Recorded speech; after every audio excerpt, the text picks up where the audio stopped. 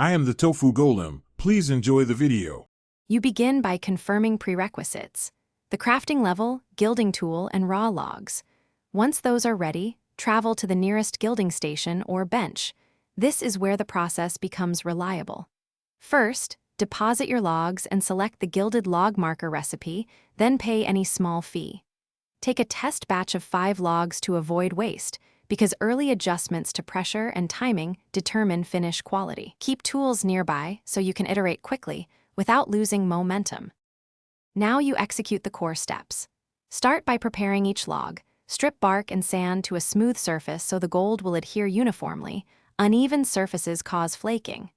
Once done, apply a thin bonding primer and respect its cure window. Premature gilding ruins adhesion. Carefully apply gold leaf from the sheet, then use a soft burnisher to seat the leaf and remove air pockets. This produces a consistent gleam. Throughout, work in a dust-free area to avoid contaminants that dull the finish. Finish by sealing the gilded marker with a clear lacquer or varnish to protect against handling and weather. Apply multiple thin coats, drying fully between applications.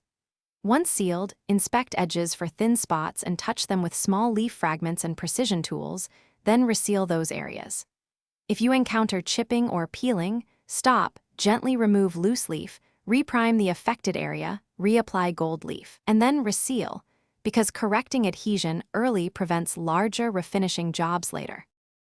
Thanks for watching. Consider subscribing if we helped you today.